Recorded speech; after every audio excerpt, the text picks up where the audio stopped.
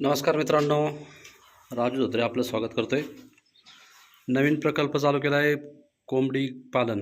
गावरान कोंबडीसाठी सेट उभं केलं आहे। इथं कोंबडी आपली बसणार, खाली तूच टाकलेलं आहे ते आपलं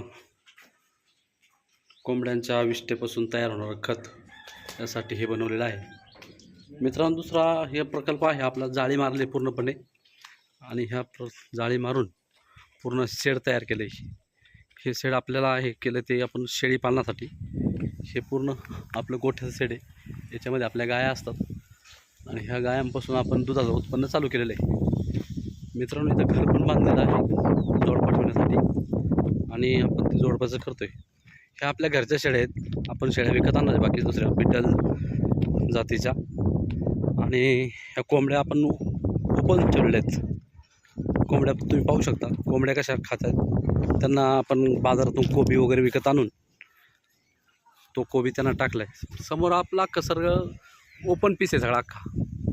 ह्या ओपन पीसमध्ये आपल्या कोंबड्या बाहेर जातात, खाऊन पिऊन मस्तपैकी परत रिटर्न आपल्या घरामध्ये येतात। पलीकडे जे ग्रीन दिसतंय ते शेळ्यांसाठी दशरथ घास टाकलेला आहे आणि तो दशरथ घास शेळ्यांसाठी असतो। टावर उभं केलं आपण, टावर आहे ते वायफायसाठी गेलेले आहे।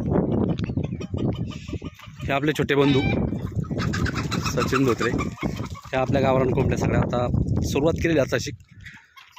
तुम्हाला शेवटपर्यंत लास्टपर्यंत मी तुम्हाला दाखवणार आहे कोंबडी कशी अंडे घालते, कसं काय करणार, हे सगळं मी तुम्हाला पुढे जाऊन दाखवणार आहे।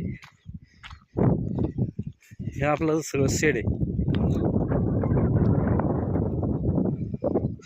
हे आमचे कॉन्ट्रॅक्टर आहे, यांनी सगळा हा प्रकल्प उभा केला आहे।